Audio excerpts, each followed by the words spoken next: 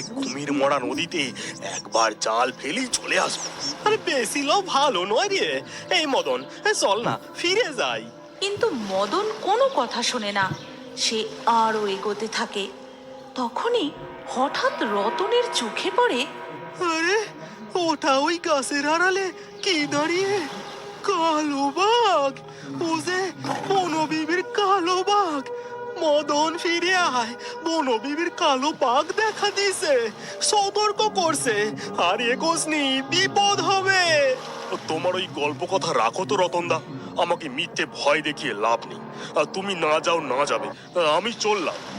এই কথা বলে মদন আরো এগিয়ে যায়। আর তারপরেই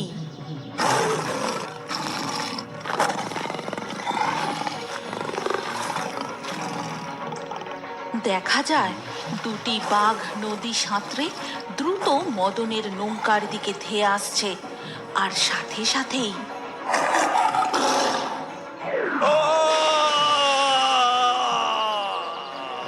মদন, এটা তো মদনের গলা। মদন, মদন! কিন্তু মদনের আর কোনো সাড়া পাওয়া যায় না। তারপর রতন দ্রুত নৌকা নিয়ে গ্রামের দিকে ফিরে আসে। ওগো, কে কোথায় আসো গো? মদনের যে বাঘে খেলো। এ কি কইছেন গো দাদা? হায় গো হায়, এ আমার কি সর্বনাশ হলো গো! এর বেশ কিছুক্ষণ পর সবাই ধরাধরি করে একটা সাদা কাপড়ে ঢাকা দেহ এনে গ্রামের বনবিবির থানে রাখে। এ কি হইল মা? আমি তোমার পুজোর কোনো ত্রুটি রাখিনি, তাহলে এমন সর্বনেশ কেনে হলো মা গো? তুমি টুটি রাখনি ঠিক, কিন্তু মদন জঙ্গলের নিয়ম ভেঙেছে। বেশি নোপ করতে গিয়েছিল, তারই শাস্তি ওকে পেতে হলো। এই ঘটনার পর কেটে যায় 18টা বছর। একদিন সকালবেলা হলো আসবে এখন থেকে শুধু ঘর আর বাইর করতেছে গো। ঠিক সেই সময় তাদের বাড়ির উঠানে পীযূষ এসে দাঁড়ায়। মা, কেমন আছো মা? আমায় চিনতে পারছো? খোকা, আমার খোকা, তুই কত বড় হয়ে গেছিস বাবা, কত বড় হয়ে গেছিস। কত বছর পর দেখছি তোকে। তুমি কেমন আছো ঠাকুমা? এখনো আগের মতো হাঁটাচলা করতে পারো? কত বছর পর দেখছি তোকে। আয় বাবা, আমার পাশটাতে বস। কি করব বলো? তোমরাই তো আমাকে শহরে পড়াশোনা করতে পাঠিয়ে দিলে পিসির কাছে। স্কুল শেষ করে এবার কলেজে ভর্তি হব, দেশের বাইরে চলে যাব। তাই তো পিসি বললে, যা গিয়ে মা ঠাকুমার সাথে দেখা করে আশীর্বাদ নিয়ে আয়। ও, পিসি বললো বলে? কেন, তোর মাকে দেখতে ইচ্ছে করেনি? করবে না কেন? কতবার তো তোমাদেরকে শহরে আসতে বলেছিলাম, তুমিই তো যাওনি। একা যেতে পারবে না, এখানে ছেড়ে ওখানে গিয়ে মানিয়ে নিতে পারবে না। থাক বাসা, এখন মান অভিমান থাক। আগে কিছু মুখে দে, একটু বিশ্রাম কর। এরপর পীযূষ বিকেল বেলার দিকে সুন্দরবনে তাদের ঝড়খালি গ্রামের আশপাশটা ঘুরে দেখতে বেরোয়। তুমি আমাদের মদনের সেলিনা? ঠিক চিনেছি, কেমন শহরের বাবুটি হয়ে গেছো। কিন্তু আমি আপনাকে চিনতে পারিনি। আসলে বাঘের কারণে বাবা মারা যাবার পর অনেক ছোটবেলায় গ্রাম ছেড়ে চলে গেছিলাম, তো তাই কাউকেই মনে নেই। তা তো বটেই, তা তো বটেই। তা গ্রাম ঘুরতে বেরিয়েছো বুঝি? তাই এত বছর পর এই গ্রাম কেমন দেখতিছো? কেমন আর দেখবো, চতুর্দিকে ভাঙা রাস্তা, কাদা, নোংরা, আর কটা ছোট ছোট কুঁড়ে বাড়ি। কি আর আছে এখানে দেখার মতো? এরই নাম গ্রাম, বুঝেছো এ নাকি? সেদিন রাতের বেলা মদনের বউ তার ছেলে পীযূষকে যখন খেতে দেয়, তখন আয় বাবা, ভাত বেরিয়েছি, খাবি আয়। এসব কি খাবার? ভাত, আলু সেদ্ধ, আর ওটা কি? কি বিচ্ছিরি দেখতে। কি বলছিস বাবা? গরিবের ঘরে এর থেকে বেশি আর কি থাকবে? কেন রে, শহরে তোর পিসি বুঝি রাতে ভাতের বদলে অন্য কিছু খেতে দেয়? আর এটা এটা চুনো মাছের চচ্চড়ি, খেয়ে দেখ না, খুব ভালো লাগবে। না না, আমি এসব খাবো না। আমাকে একটু বাটার দাও, আলু সেদ্ধ দিয়ে ভাত খেয়ে নিচ্ছি। ওসব মাখন তো ঘরে নেই বাবা। ঠিক আছে, তুই বস, আমি পাশের বাড়ি থেকে একটু ঘি চেয়ে নিয়ে আসি। এরপর মদনের বউ পাশের বাড়িতে চলে যায় পীযূষের জন্য একটু ঘি চেয়ে আনতে। তারপর রাতের খাওয়া দাওয়া হয়ে গেলে, খোকা তুই এই খাটের উপর শুয়ে পড়, আমি আর ঠাকুমা এই মেঝেতেই শোবো। সে কি, এই ঠান্ডায় আমি একা খাটে শোবো আর তোমরা মেঝেতে শোবে? না না, তা হয় না। এখানে দেখছি সব কিছুতেই বড় অব্যবস্থা।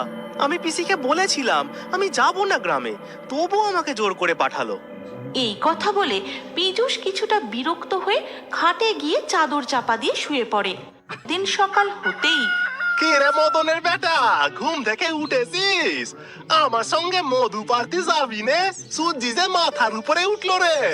সে কি দাদা, আপনি খোকাকে নিয়ে জঙ্গলে মধু পাড়তে যাবেন? না না, ও যাবেনি। না না, আমি যাব। আমার এই ঘরে বসে বসে আর ভালো লাগছে না। আমি একটু জঙ্গল থেকে ঘুরে আসতে চাই। ভয় নেই গো মদনের বউ, এই যাব।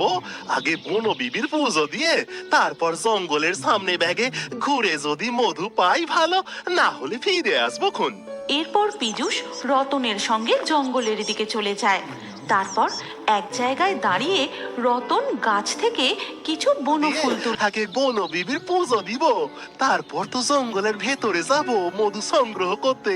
কালী, দুর্গা, লক্ষ্মী, সরস্বতী অনেক পুজোর নাম শুনেছি, এই বনবিবির পুজোটা আবার কি? খোকার দেখছি ছোটবেলার কথা কিছুই মনে নেই। বনবিবি হলো জঙ্গলের দেবী, তাকে পুজো দিয়ে তার অনুমতি নিয়ে তবে তো জঙ্গলে যেতে হয়।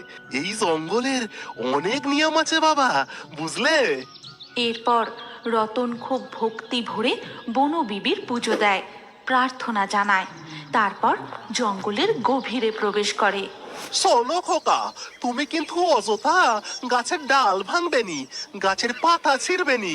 জানো তো গাছেরও পেরান আছে, তাদেরও কষ্ট হয়। এটাও কি তোমাদের জঙ্গলের নিয়ম? নিয়ম বই কি, এই জঙ্গলে আমরা অহেতু কেউ কাউকে আঘাত করি না, জিনিসের অপচয় করি না। জীবন ধারণ করার জন্য যতটুকু প্রয়োজন আমরা ততটুকুই সংগ্রহ করি। প্রয়োজনের অতিরিক্ত কিছু করলেই তা হয় বনবিবির নিয়ম বিরুদ্ধ। তা এখানেই থামলে যে, আর এগোবে না? চলো আর একটু জঙ্গলের ভেতরে যাই। তুমি এই গাছের গোড়াতেই দাঁড়াও, আমি গাছের উপরে গিয়ে দেখি চাকটা কত বড় হয়েছে, মধু তেমন পাওয়া যাবে কিনা। এই কথা বলে রতন তরতর করে গাছে উঠে যায়। আর পীযূষ গাছের গোড়ায় দাঁড়িয়ে থাকতে থাকতে, উফ, পিঁপড়েটা কি জোর কামড়ালো, বিরক্তিকর। এখানে এভাবে একলা একলা দাঁড়িয়ে থাকতে আর ভালো লাগছে না।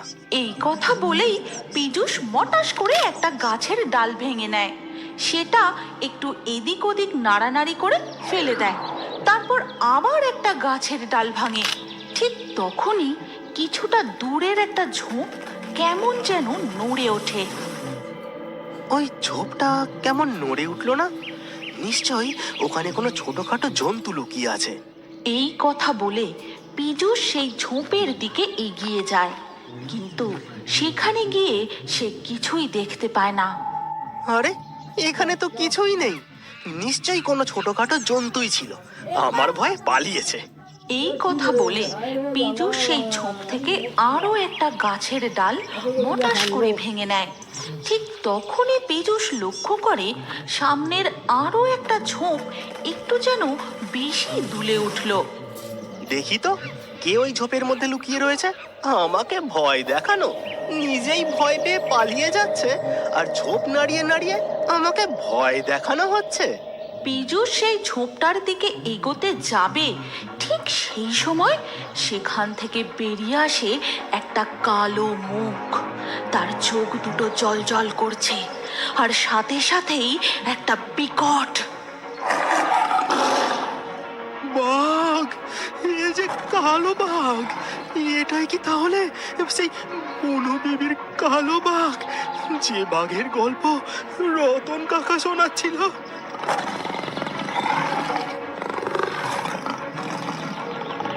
মা, মা আমাকে বাঁচাও, মা! ঠিক তখনই একটি সাদা শাড়ি পরা বউ সেই বাঘটির সামনে আসে। থাক, ওকে এক্ষুনি শাস্তি দেওয়ার দরকার নেই। কিন্তু ওই কালো বাঘটি গর্জন করতে করতে পীযূষের দিকে এগোতে থাকে। পীযূষ ওই দৈত্যাকার কালো বাঘ দেখে এত